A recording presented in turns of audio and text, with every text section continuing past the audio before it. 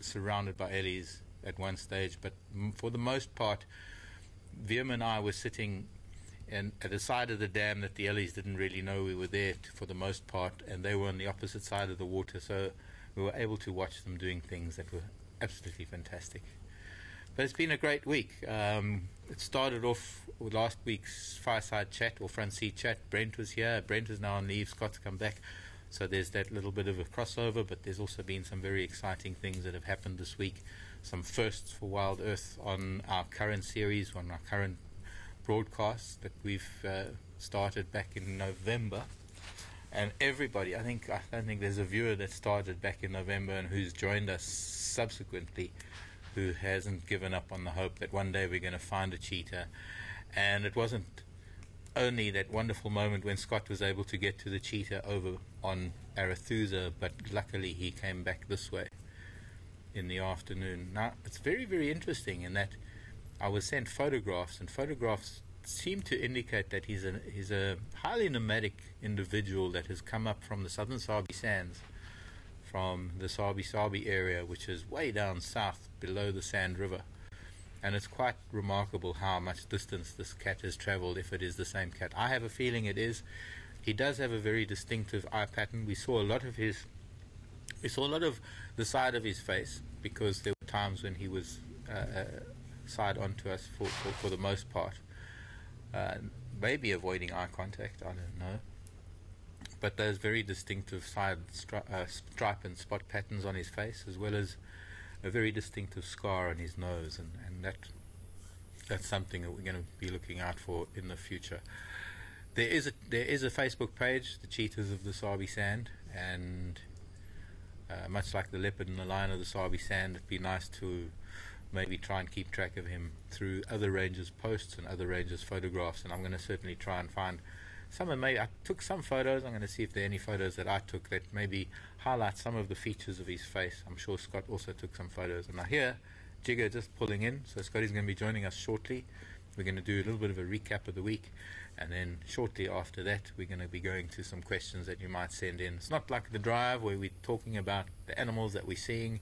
We're not talking necessarily about everything else, but if there are any other questions you'd like to ask, you're welcome to. And also, obviously, on the subject of nature and wildlife, because that's what we're here for, that's what we live for. The camp that we're in is actually a training camp, and we're very, very lucky to be able to be part of it. One of the reasons why we decided to bring the fire inside is because it's been very, very dry, although the last day of drizzle has kind of dampened things down a little bit. The bush has been very dry, and a lot of the properties, a lot of the landowners are starting to get concerned with runaway fires, so fire breaks are starting to be made. Fire breaks are these areas where the grass is either cut or burnt to a very low level, where the fire can either be fought from that point going backwards, or the fire will be put out by reaching that point. So it's a very important management tool. Excuse me. Management tool in terms of protecting the integrity of the sequence of plants that take place season to season. Fires are a very important part of the ecosystem, but too frequent fires can actually damage an ecosystem, and we've certainly seen that with some areas where fires have ravaged parts of the country. We've had some very bad fires in the Cape. Of course, everybody remembers some of the fires that have occurred down in Australia as well. Aha. Good evening, Squire. Good evening, sir. How are you? Very good. Karibu moto yangu. Thank you very much. This is good. It is. Very nice. Welcome, I like Scotty. the new spot. It's the start of new. Good. Good. Welcome back. Thank you very much. You had a Marc. Karula adventure. It was incredible. As I was saying, this is what we're doing. We're having a look for Karula. Yeah. And we're just driving down that, just coming up the dip, as you would have gone past the waterhole and then Yes, continuing down. That one and only rock that is on the Exactly, exactly. And I said, we're following up on her. She's heading in this. She was last seen heading in this area a while ago. And then Romeo said, there she is. And she was walking straight down towards the road. And then She popped out, went for a drink, and then disappeared into the thick vegetation around the edge of the camp. Okay. And then, interestingly enough... But that should be just behind us here. Exactly. Yeah. Exactly. And then, interestingly, from there, she kind of headed back down towards the dam. So I went and got into the drainage line and drove up to where that drainage line enters the camp. And we were waiting. Romeo had the camera on the moon. A cricket started calling loudly, and we thought, well, maybe the cricket knows something we don't know. And seconds later, she popped into view, under the fence, up onto the deck, no, you're kidding. Before Romeo could bring the camera down from the moon. So that's where she is now, or where she was last seen. She's had so many cubs playing on those deck. It's actually been amazing, because originally there wasn't that fence there before. That's kind of a new fence. There was always an elephant fence around the camp, which is an electric wire, sort of elephant shoulder height. So I guess it stopped things like giraffe and elephant, but it let anything else move through. And boy, we had some really amazing moments with her and her cubs on the deck, and baboons mobbing them. And yeah, Ellen Fowler sent through a message saying multiple different litters Ellen, have I think, viewed. probably experienced. Ellen's been with us for a long time. Hi, Elle. And yeah, seen a lot of those antics of her leaving the cubs on the deck. Almost like, Lodge, babysit my cubs while she goes off. And it was almost that way even in our camp, because our camp, from that point where you saw her, the original WildEarth camp isn't really more than 50 yards behind those shallows. And so it's just behind us, and we may be another 50 yards on. So it's not very far from where we are now. And I wouldn't be surprised if she's just behind our fence. And I was envisaging sitting here around the fire and her poking her head around the corner there. She used to come into camp. Okay. Yeah, she used to play with our laundry, and as they should, and they should make themselves at home here, seeing as though we're in their home, I guess. Yeah. Well, you were having fun with Karula, and I had an amazing time with Elephant. Myself and Wiem. By the way, Viem's on camera this evening. Jason is undoing a lot of things on the vehicle after drive and putting things on charge. And well, Scott and I here at Fireside Chat, welcome to it, of course. It's different, it is. But I had amazing ellies. We got to Buffelshoek Dam, and we thought we'd stop there and try and wait for signal. And it was desperate, because there were buffalo lying all around the pan, and this one ellie bull came in and he sauntered along the dam wall, and before we knew it, it was like the floodgates opened and there was elephants flowing into the dam. Well, I know that Wiem filmed some of it, and I took a few photos before my battery ran out, and then I took a bit of stuff on my phone. When in doubt, or when all else fails, use the phone. Yeah, it's better than nothing, certainly. But it's been a good week. I was saying as well, just before you came in, how this week has been so long because so much has happened. Exactly. Exactly. Just this afternoon, we were kind of brushing over the highlights of the week. We kept surprising ourselves with so much stuff that we'd even forgotten about, because there has been so much going on. I think the start was Buffelshoek Dam with quarantine. Exactly. And that was just when you got back from leave. Yep, that was my first afternoon, I believe. Yeah. First afternoon drive back. Bumped into him at Buffelshoek Dam, luckily. And then left him. He headed off, but he obviously didn't head too far from there, because he, in all likelihood, I think he did a bit of a circle and came back. Yeah, quite possibly, but still in that area, I guess, and that's where he was found a day later. So we missed him for a day.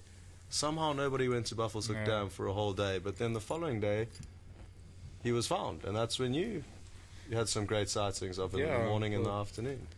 That was when this amazing thing happened, where there was a conundrum, I guess, if you want to put it that way.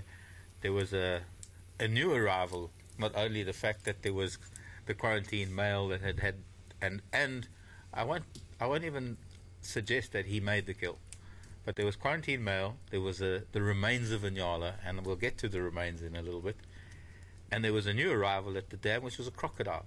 And it's been, I think, maybe there's some viewers who might send us in a date, but there are dates probably that we could get when the last time was that a crocodile was seen there. And quite remarkably, having had subsequent visits with him at the dam, it's behaving very similar to the crocodile that was here 4 or 5 years ago. Okay, interesting. Except it was a bit smaller. So it's been feeding. You saw it. You saw it eating terrapins.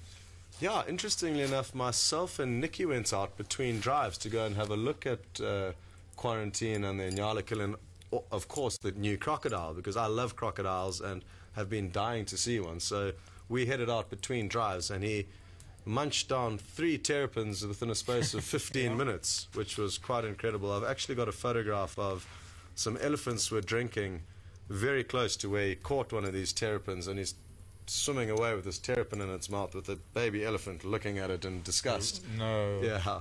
So I must put that up on my Facebook page for all to see. I've just been a bit slack with getting my photos uploaded, but it's there and it will be uploaded at some stage. Yeah, but you can do the same to me, because I've also been pretty bad with that. Yeah. But I was devastated today.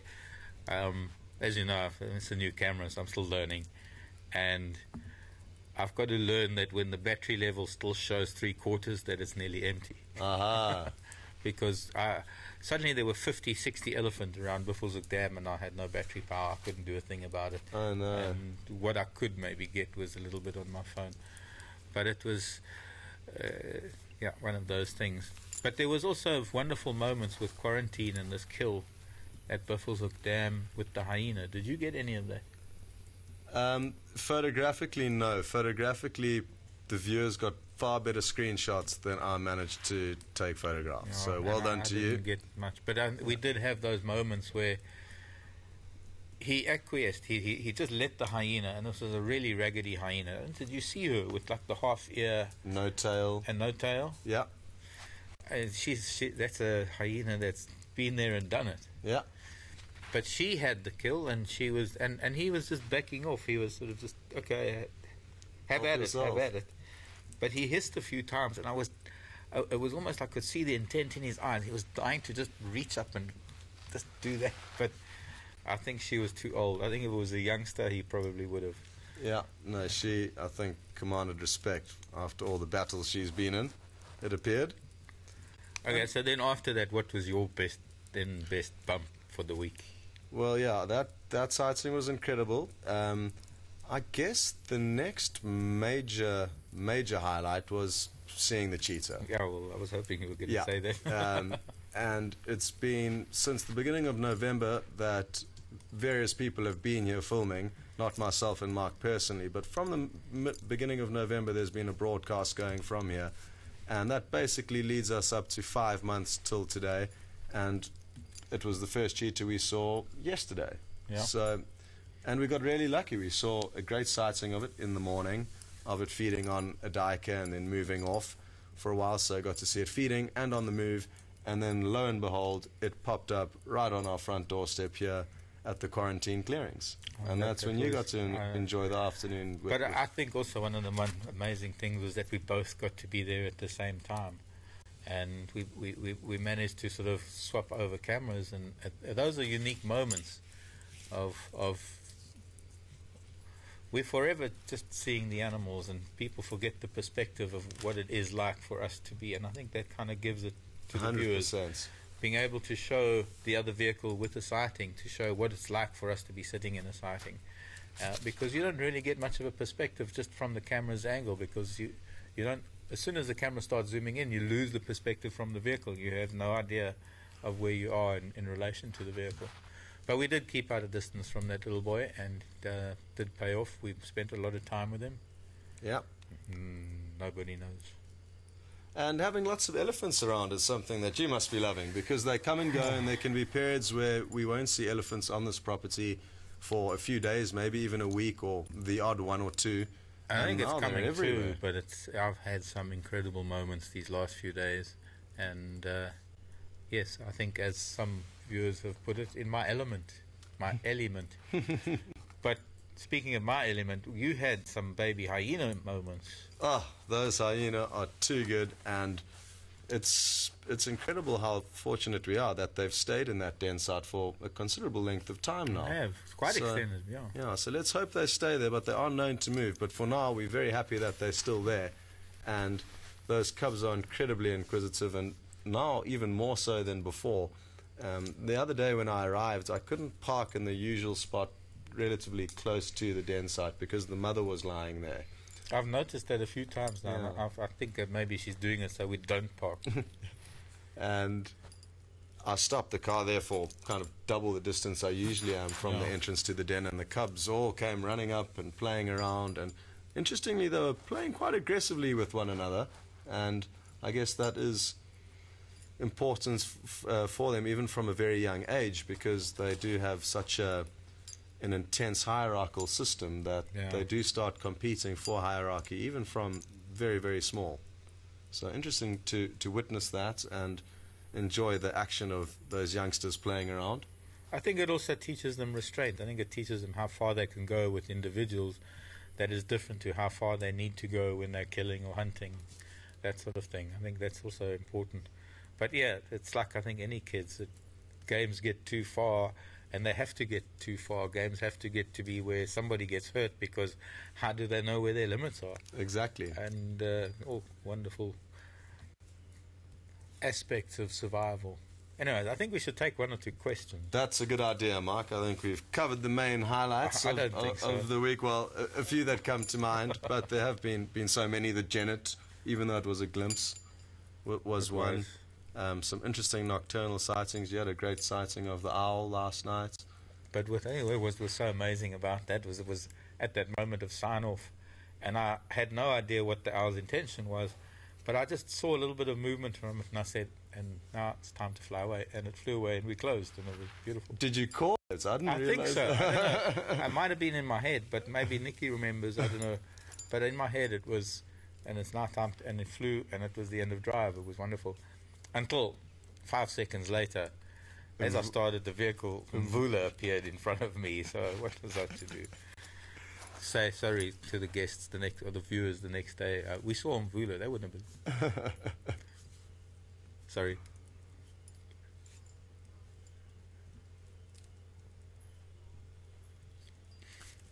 Some people are saying mine is the elephant. Brent's favorite is the wild dog. What's yours?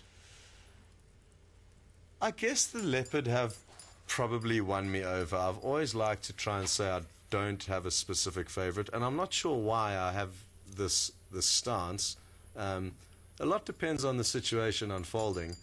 Even leopards can be relatively boring if they're fast asleep, whereas a tree squirrel playing in a tree would probably be more exciting than anything sleeping. So a lot depends on the quality of the sighting, but when leopards are on the move, I really do enjoy it, and I guess that's the animal that turns me on the most. I know what you're saying, though, because I've always said, in fact, even in the same circumstances, probably looking across a fire, having asked or answered the same question, the favorite is what you're watching at that moment, because it's hard to have a favorite. It's really so hard to really think of one thing.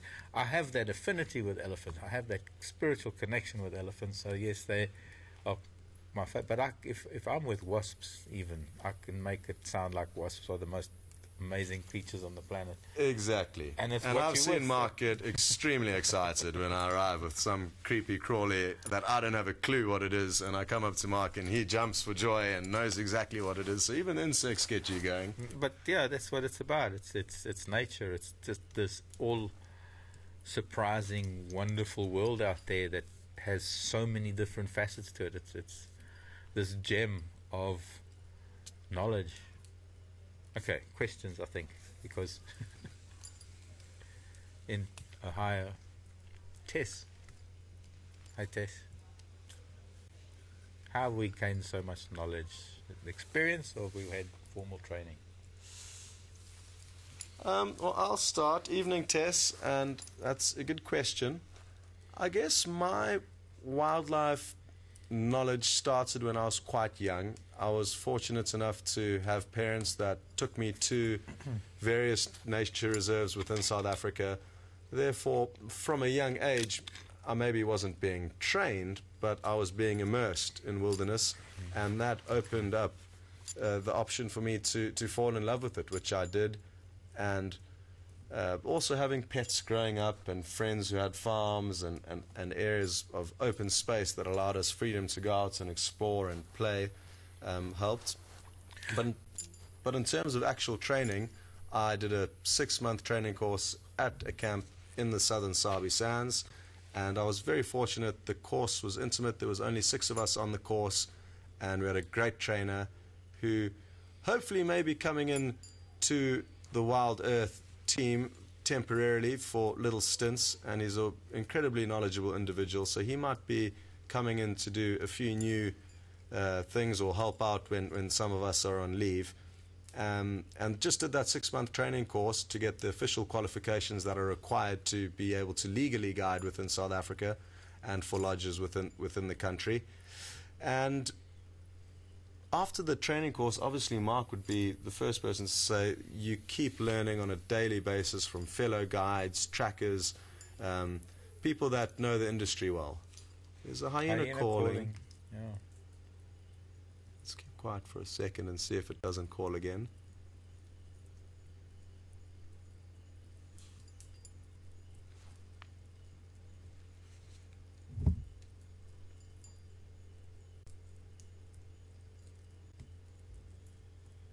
As we start talking again, it's going to call. And well, I'll try and keep quiet quickly.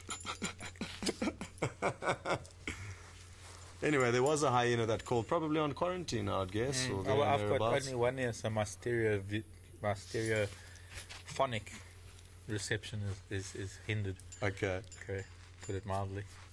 But yeah, Tess, the growth of knowledge is shared amongst guides, and having somebody like Marc around who's incredibly experienced in this industry helps me greatly, because I get so much information that he would have had passed on by other people over the years, and now I'm gathering it all from him. So I think it's just a chain reaction of people in the industry.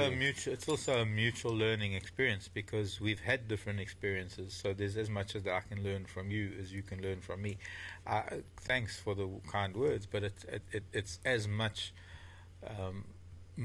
benefit from me having people like Scott and Brent around who have experienced other parts of Southern and East Africa. Brent in some cases has been to West Africa. We've shared experiences in East Africa, albeit at different times, and it's our interpretation of those experiences and talking about it and learning from each other that it's a mutual learning experience. No matter how much experience one has in the bush, no matter how much time you spend in here, nature is just such a vast subject that you always only know a fraction, and the fractions are so small that I'm only marginally, even it's only a few years ahead of you in terms of experience, but in terms of what we've seen, I cannot match what you have. You cannot match what I have.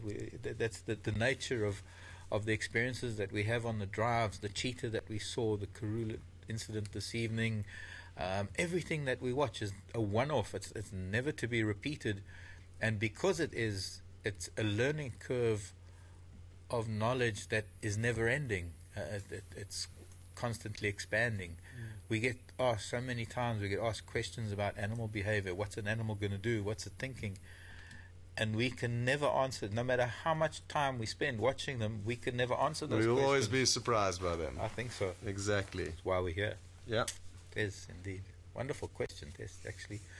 I'm the same, kind of. I mean, I grew up with it. I didn't have any formal training. I just grew up with it and was exposed to it. And I've had learning experience from being under guys that had more experience than me, learning from them and experiencing my own view of things and experience. I think that's what it is. And this thirst for knowledge, you can't do without books. You can't do without that academic side of it to learn from the academics. But it was never in me to take the academic route. Good. It's not difficult, though, and that's important for everyone to know out there. If you are interested in getting into this industry, it's not very difficult, and there are lots of training facilities that help you get the necessary qualifications that you need. And then, like any job, you'll build your way up from being kind of possibly working for a lesser lodge or being a skivvy running around helping out at a certain camp, and then you slowly build your way up, and that's no different to any industry, like I say. But I know gardeners who went up from gardening to waitering to tracking and then to guiding and then to lodge management. Exactly. And like Marc said, the thirst for knowledge and the if anybody enjoys being in the bush, they can be taught the necessary skills and knowledge. The book knowledge. But the enthusiasm and thirst for being out here is the key factor that you need, and the rest will fall into place. So that's something important that my trainer at Singita employed this theory with one of the girl guides that he employed. She literally didn't know the difference between a pigeon and a duck. She was clueless. But she had this incredible enthusiasm and love for wilderness, and she did the training and became an incredible guide. So that's a good example of how you don't need to necessarily know anything to come out here and get involved in this industry. Passion and drive. So I've got a question from a very special person in Alaska, Heather, Sister Heather, because she's also had a kidney transplant. So anyways, that's another story. But okay. Heather's asking, we've noticed crocodiles eating terrapins, and it's documented. I mean, it's probably documented quite widely that young terrapins growing up, or rather young crocodiles growing up, eat terrapins. Heather's asking how they digest them. With that pie shell, I mean that hard shell. Well, what I can assure you, Heather, is that the crocodile was on the other side of the dam to where we were, so we couldn't see very well, but we could hear the crunching from very far away. And I think a lot of the shell would have been crunched up into kind of bite-sized pieces. And from what I understand, and Marc will probably be able to confirm this, crocodiles have got incredible digestive juices. Yeah. And that's suited to their way of feeding, because they typically tear off very big chunks of flesh that they swallow whole. They don't really chew off little bits. Yeah. So by swallowing probably the smallest bits they'll get would be an animal like a terrapin that kind of shatters. Crush it and just swallow it whole even. Yeah. But they do swallow very large chunks of meat when they are feeding, and therefore need incredibly strong digestive juices to be able to process that. And I think the shell would either get... No, I think it gets digested. And crocs, like hyena, when you look at... Crocs don't regurgitate anything, but anything that comes out is like a typical reptilian paste. Mm-hmm. What was that? I thought it was a bushbuck maybe barking. But like hyena, crocs digest hair and bone and everything. So what comes out is merely the calcium paste and, of course, uric acid and the typical things that come out. So, yeah, exceptionally strong digestive juices for crocs. As you say, because all they can do is tear off chunks. Crocodiles don't have a muscle to open their jaw. They've only got muscle to close their jaw.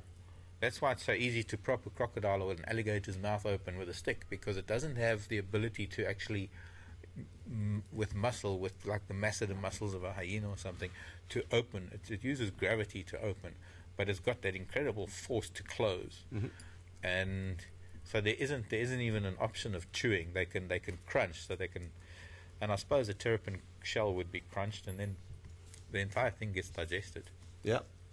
Yeah, and it probably takes a long time to get all the bone and the calcium, because they've found remains in crocodiles that have been there for some time. Okay.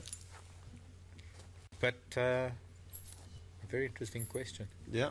Yeah. And Heather, I'll be sure to put that picture up on my Facebook page for you to see. It's quite an interesting shot with the elephant looking in disgust at this crocodile as it swims off with the terrapin. Nick is asking what was the sort of influencing factor in your decision, or my decision, our decision, to be part of the WildEarth team as opposed to being part of the sort of conventional guiding fraternity. But we both come from that, really. Yeah. I'll go first. I got very fortunate. I had come back from 2 years in East Africa, the majority of time which I spent in Kenya, and probably 6 months of which in Tanzania. And it was time to come home. I love East Africa dearly, but it was difficult working there for various reasons, and was looking forward to coming back home and seeing what job I could find within the industry. And within a few weeks of being back, I was actually contacted by an old friend from a camp where I worked in the Sabi Sands, and he let me know that there was this job going, and he actually runs a recruitment company now, helping lodges source guides and trackers. So he had the know-how that WildEarth were looking for somebody, and he thought that I would fit the profile, so got a hold of me and spoke to Will Fox initially, and then Graham, and the rest is history. And I'm so glad the opportunity did literally land in my lap. I got incredibly fortunate, I feel, and look forward to seeing what happens with WildEarth and spending as much time as I can with the company as it grows, because I really feel it's a incredible concept. And to be honest, didn't really know that it was around, or that, you know, this live interactive production concept was going, even though I live in South Africa and work in the bush. So it was a big surprise to me that it was actually even going on, and obviously a very exciting concept that I jumped at the idea of. So I got lucky. I did too. I also got lucky, I guess. Coming from a lodge background, lodge and camps background, I got tired of the management side of things, because I think we guides, we get into the industry, we love it, and the only way to progress, only if you have to have some motivation in life, you have to have some sort of drive, and the drive was to eventually run a camp. And for me, it was to run remote camps in really weird places in Africa, and I found myself in places like Tanzania and Kenya and Zambia and Botswana, and it was wonderful. But the further I got, the more it took me out of the bush, and more got involved with the actual management of camps, and counting the cabbages to make sure there's enough food for the guests, and not getting out, making sure that the packet of matches that moved from one store to the other was documented, and then it was documented from that store to the kitchen, and that every match that was used by the ship. And yeah, I love accounting software. I love accounting software like I love elephants. He says, not true. But yeah, it was a wonderful thing. I came back from East Africa thinking I was going to get closer to family, and I moved down to the Cape, managing a lovely little nature reserve in the Cape, and I was happy with Wales for a while, and I still didn't get to see my family because I was busy, and longed for elephants. And it was almost, the universe was just there for me at that time, as it's been in many times in my past. I remember dancing around the office in this wonderful 18th century farmhouse in the Cape, thinking, this is what I want to do. There was an ad for a presenter for a nature program. Oh, yes, I so did you stumble across the ad in a magazine, or no, I was my contract was coming to an end. It was the end of October. My contract came to an end at the end of October of 2008, and it just happened to be Emily was having her first child. She was still pregnant with her first little one, and they were looking for a new presenter for WildEarth, and they'd asked a company, a recruitment company who does a lot of lodge and bush staff recruitment. And I answered the ad, and it took a little while because Emily had to go and go to the UK because she gave birth in the UK, and then come back. And it was early December that I came down here. Pete Brought met me in Hoedspruit. Okay. I took a bus from Joburg to Hoedspruit, but there wasn't a shuttle in those days. It was just the big 13-hour bus. Oh, jeez. From Joburg Station via Pretoria, and height of summer was beginning of December. Pete Brought picked me up and brought me back to Djuma, and I think it was the next day, did my tryout like you did your tryout. Okay. And I know there was something about it. I just wanted to be part of it. I loved the concept.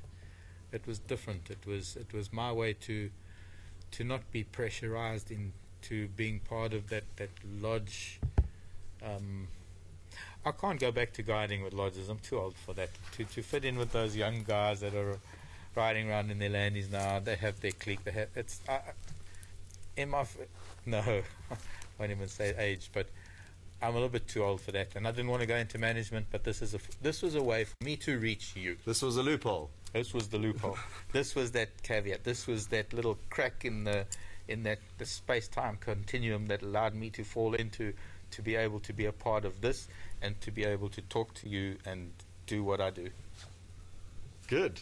Good. So, anyways, question again. Let's see if there's...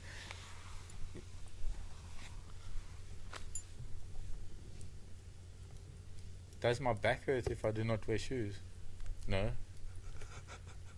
If I wear shoes, yes. No, more it's my feet hurt if I wear shoes more than my back.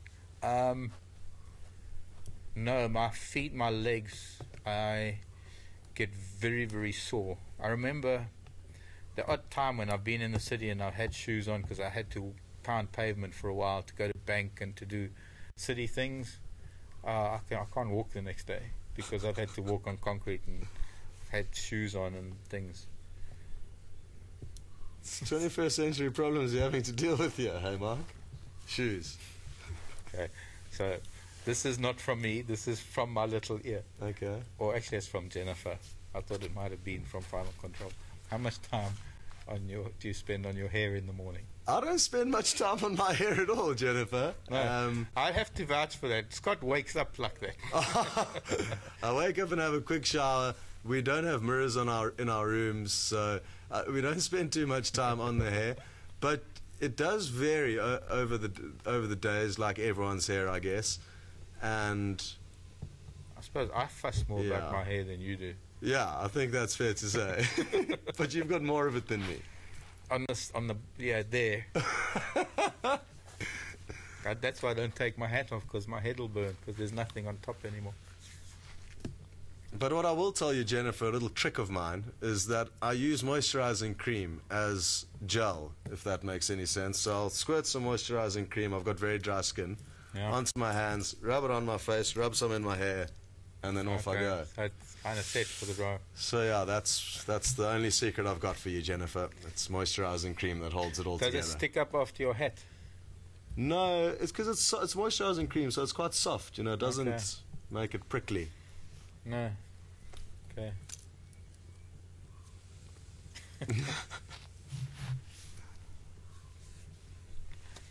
Where did Andrew and Alex go? Well, Andrew... where did Alex go? Alex went back to Russia. Alex has gone back home for a little bit. Andrew's been on leave, and that's why Romeo's here. That's why, that's why Jason is here. Jason is here. Jay is on a university break. Jason is studying at university, and he's here on a break. I think we should probably ask Jason what he's studying, and maybe we'll do that on Drive. He can tell you. That'll bring you to our drive, okay? That's my subtle way of saying join us on a drive, and we can talk to Jason about what he is studying at university and why this break is so great for him, because he gets to be on camera again. And so he's here for a short while. Brian is away for quite an extended break, because he's been here for so long without a break. Since we only have the two camera guys, it's very hard for them to get some time off. With three of us guides here, or presenters here, there is enough on a 3-week, 1-week off cycle that there's always two of us here, and there's always going to be one of us off. So from that point of view, we get regular time off. But at the moment, with the camera guys, they're battling a little bit with extended time. So Andrew went off, and then Brian is off for a 3-month, or rather a 3-week stint. So that is why Wiem has come in for an extended little sojourn with us, and by the same token, so has Jason. I did hear from Brian, and on his first nights of leave he met up with Andrew.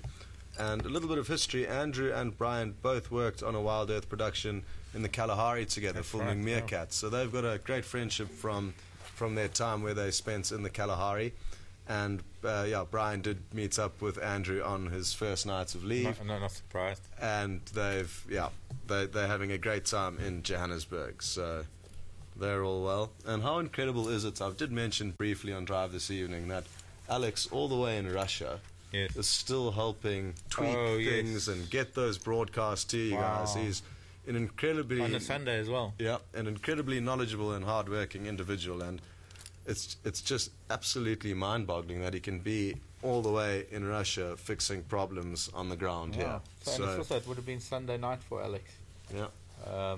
Because he's quite a few hours ahead of us, and he literally took over the FCPC from their remote control and helped us sort out this issue that finally brought us live this afternoon.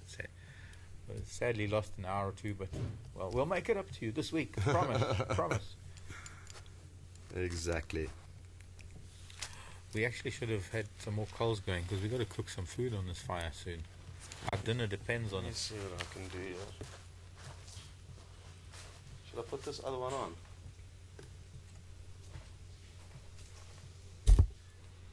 Scott, Nicole wants to know if you prefer evening or morning drives. Nicole's in Cape Town. Good evening, Nicole in Cape Town. I would say I prefer the morning drives. I love getting up when it's dark. Not always, but when I'm in the bush I can think of nothing better. Waking up in the dark, going and making a cup of coffee, getting excited for the adventure. And it always is an adventure because we never know what we're going to find.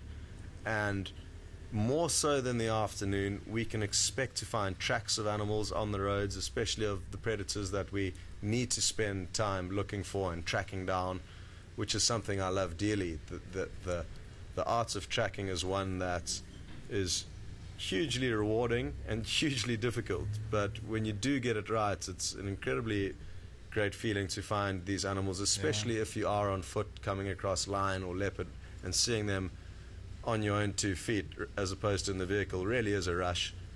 So that is probably why I like the mornings more. There's more unknown and everything's crisp and clean, and so much could have changed. Predators can move huge distances at the night, but probably less so in the afternoon to a degree. So you kind of, in the afternoon, you kind of know what to expect to a degree. But I think it's the the early morning newness of the day that afternoon. There's a difference to fresh tracks in the afternoon to the fresh tracks you get in the morning, because of perhaps all the activity that happens during the day. Birds landing on the road, cars driving around. There are all sorts of things that really wash tracks away or maybe age tracks a lot faster than necessary. But somehow, because the tracks that occur with animals that walk around during the night, being out there at first light and seeing those tracks for the first time, there is that exciting thing about it. It's like in the old days when you used to subscribe to a comic magazine or something, and you couldn't wait for the next issue to come out. That because, well, I suppose in modern day, sort of the analogy would be that we're close to the lodge, folks. Excuse the noise, but can't wait for that next episode to come out because you just don't know what's going to happen. Well, I suppose it's kind of like that, but at least for us, it's unscripted. Yeah. So, yeah, Nicole, for me, it's definitely the mornings. But in the same breath, there is something magical about that stage in the evening when you've got that last golden hour of sunlight and a beautiful sunset to stop for, especially when you all are on safari with guests and you can stop and have a sundowner and really soak in your surroundings. The evening drive offers that. Obviously, it's difficult to have sundowners in the morning, although amarula and coffee is a really tasty drink, and it's not entirely frowned upon to have an amarula with your coffee. Amarula is a liqueur that is made from the marula fruits, and that can be snuck into your coffee in the morning. Really? Well, I've been told. Okay. I've been told. No objection to that if I drank coffee. But Diana was asking a question. Are we aware of the fact that when we're broadcasting, when we're looking at the camera, for example, we're speaking to untold numbers of people, and I guess in a sense it's a different concept to being in front of a hall of people.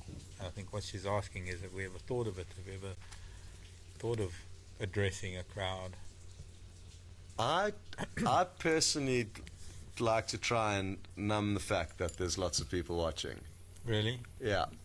And to a degree, it's great to know that there are lots of people watching, because that kind of pressures you to want to perform. But at the same breath, I don't, when I'm looking at the camera, I try and just think of one or two people, maybe friends or family, and not think about the thousands of people that are watching, because it could be a bit overwhelming. It would be overwhelming. I mean, for us to just have all those people sitting out in front of us now. I mean, if we could have a reverse screen where by looking through the camera it projects onto the screen the faces and places of everybody who's watching. Yeah. I'm kind of nervous getting up in front of a crowd. I think I would be. Somehow, I think I'm in a similar boat. It's my brain can get around the fact that there are lots of people out there that I'm talking to. I think it's wonderful. I wish I could reach more people. I think it's great when they're kids or when they're people that are incapacitated. I just love to know that there are people that are watching that are never maybe going to get to Africa to see this for themselves, and that our passion and the way we present it to you gives you a little piece of that. I love that concept. I don't know how that would translate if I was standing in a hall with lots of people, because it would be out of my element.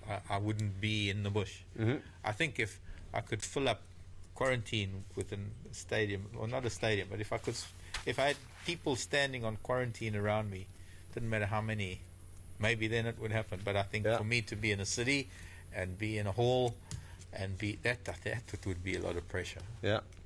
Something that's interesting though that took me a bit of getting used to, and I personally don't mind meeting new people or being exposed to large crowds of people or speaking to them, but getting used to that camera, and it's quite close to our faces when we turn around, that took a bit of getting used to, because there's not many people that I know personally that enjoy having a camera, be it a photo camera or a film camera, even worse, right in their face. So that certainly took a bit of getting used to, and Hayden actually taught me a trick from his days when he started out presenting, and he said you must just write your best friend's name and draw a funny little picture next to it and sticky tape it underneath the lens. So that's what I did. I had my best friend's name written on a little piece of paper dangling underneath the lens, so every time I looked up at the lens I would assume that I was talking to him. So that was one of the tricks Hayden taught me.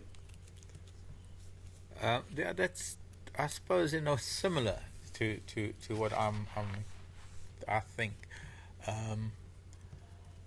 I do imagine a lot of you viewers who I've had a lot of contact with, I imagine you watching through the camera, because there's been I suppose maybe it's because I've been around for a few with previous drives in either other places or here, and so some of the viewers have been in my life a little bit longer. So I can, like when Nikki says a name, I know where they come from. I can picture who it is because they've part of WildEarth for a long time, and I hope to learn a lot of future viewers the same way. And it's remarkable how much I can forget in a short space of time, but I suppose in the same sense how much I actually do retain in terms of viewers who have been here and or with us and who do watch us. So to a large extent, when I look at the camera, I see them, and the more people that I get to know who get to know me, because everybody else is an unknown. So maybe there's sort of 100 or so or more people that I can think of that are watching, although there might be 1,000 that are online. I don't know if my head will ever get to know all of those people that are watching, but I think I'm always conscious of the fact that I'm not intimidated by that so much. It's always a wonderful thing for me to reach people that I know how much it means to them to see it. Yeah.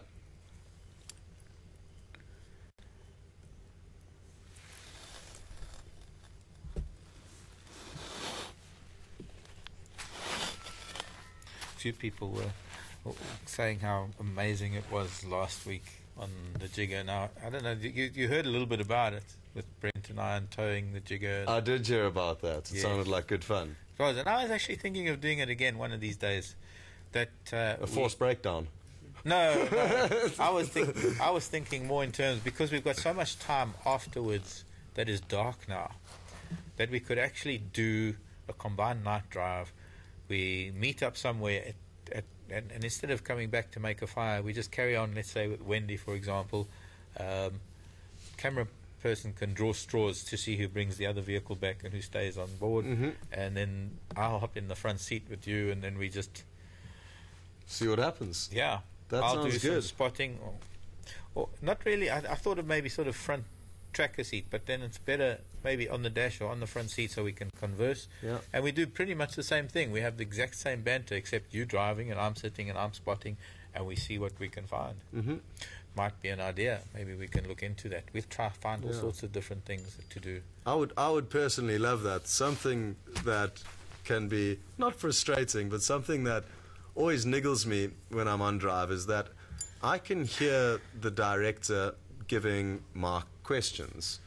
So I know exactly what the question is that Marc's getting, but I have no idea of how he's answering it. And a lot of the questions I'd really love to know his thoughts or input to, but I just sit there wondering what he's saying, and I don't know. I feel the same. Yeah, so we miss out on a lot of those things that you get to see, both of us. So They also got a couple of questions that's rather you than me. exactly, that as well.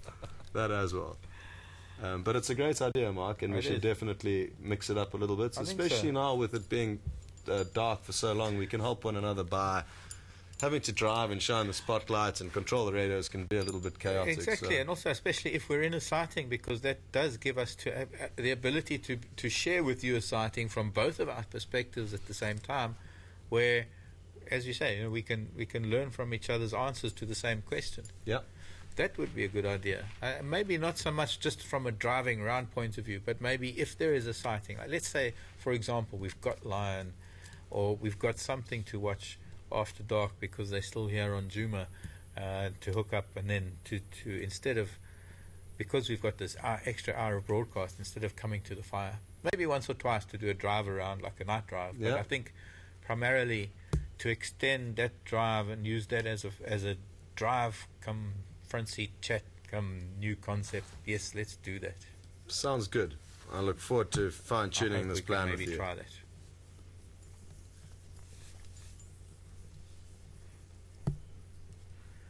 Have you ever encountered a poacher in the bush? Michelle was asking that. I haven't, thankfully. I've never encountered a poacher in the bush, and consider myself lucky for not having done so. Yeah. Only in Sulu, in Tanzania, we often encountered poachers, but they were fishing poachers. They weren't armed. They weren't taking any mammals. In fact, all they were doing is they were setting gill nets in the lakes of the Rufiji River and netting tons and tons of fish, from the tiniest little fish. And the diversity of fish in the Rufiji Delta, or rather going up into the Rufiji River and the lake system, is incredible. Some of Africa's last remaining populations of the variety of freshwater fish that occur in those rivers is the Rufiji. And these guys would set their gill nets. They would be even chest deep in the lakes. And at night, when we did some of the anti-poaching patrols, because it was sad, the game division didn't have enough resources to do any anti-poaching patrols. So I volunteered, me and myself and the vehicle and the boats that I had for the boat and vehicle safaris. Out of safari time, I volunteered to let them use them, especially on full moons, to get out onto the lakes and to try and get some of these poachers. But it was a joke. It was the poachers invariably were family members, and all that really happened was all the fish were confiscated, the poachers ran away, and the rangers had a big party with all the fish. Yeah. That was rather sad. But it was rather hairy too, because I was more threatened by some of the anti-poaching patrols that I was helping at times than by the poachers themselves.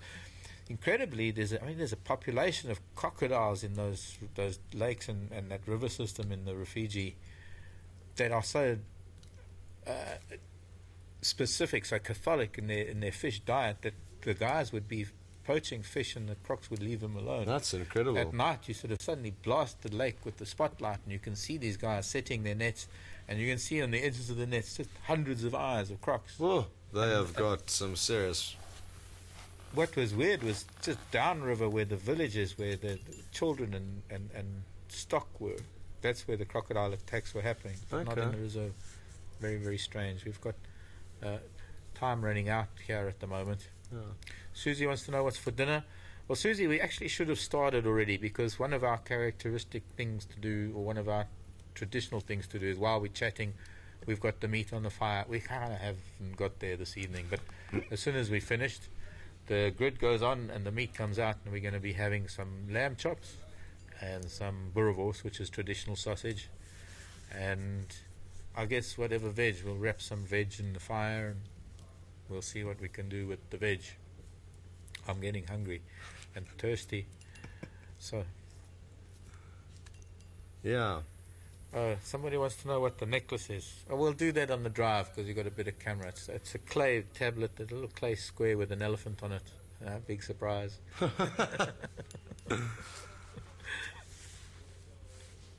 Where are your shoelaces? My Another shoelaces, question. that's a good question. We're getting personal now.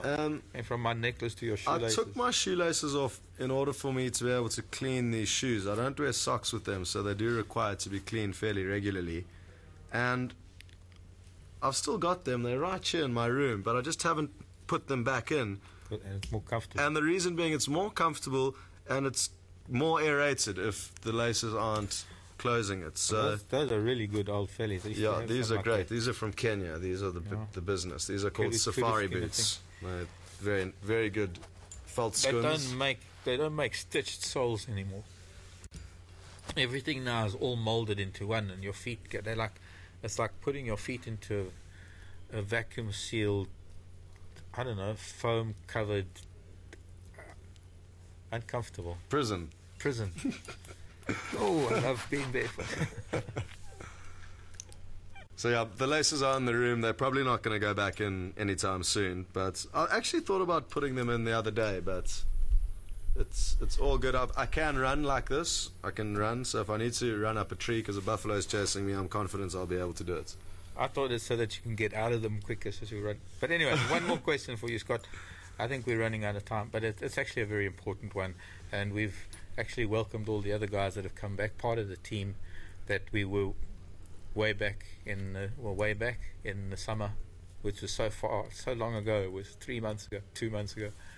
But it'll have to be a quick answer. No, we can go over time. That's fine. I can't put it on me. It'll be on my account. But yeah, sorry, off of the shoes. But Veerman and Jason and the new crew, but we haven't mentioned Nikki. We haven't mentioned Nikki very much, and I'm not sure why I haven't brought it up, but for those of you who are wondering how Nikki fits in and how she got involved with WildEarth, it's through me. She is my girlfriend, and we have been going out for not very long. We met in August last year, but we're spending a lot of time together, and when the opportunity came up for the extension of the initial project that we did that finished on the 31st of January, I kind of planted the seed in her head that there could be potential room for her to join the team, and then continued begging and pleading and convincing her that she's doing the right thing by resigning from her job in Cape Town. And she did work for a really cool production company that does a reality cooking show that focuses on barbecuing, or braaiing as we said in South Africa, and it's almost a religion, this form of cooking in South Africa. And she worked for this really cool TV show that had a great team, and she wasn't planning on leaving until I convinced her to come out here. And thankfully Graham was happy with the idea and with the experience, and so far she's loving her new challenges as being the director, and I'm loving her being here. So welcome, Nikki, and now you all know how she fits in to the equation. That's great, and we've welcomed her with open arms. Now, one last request, and then we're going to say goodbye, but VM's going to lock off the camera, and where's Jason? Yeah. Come here, J Romeo, and VM need to come here and just sort of kneel down so we can sort of get a group. Hello. Group hello. Come this side, Romeo. And then we're gonna there say we goodbye. go. There we go. I'm jealous. Another chance. Where is this thing? Okay, this is us, folks. Cheers, That's- everyone. That's Jigger and Wendy, or sometimes Jigger and Wendy, or we match it up and we switch it up every now and then, give the guys a little bit of different experience. But it's so good having both of you back here. So good to be here. And we look forward to the adventures over the next few days and weeks yes. while you're here. Yeah. So who's going to pan down to the fire? Okay, bye everybody. Love you. Cheers, Love. everyone. See you tomorrow morning. Panning down to the fire. It's there somewhere. Thanks, Scott. Thanks, Marcus. Well done. Great job. Thanks, guys. We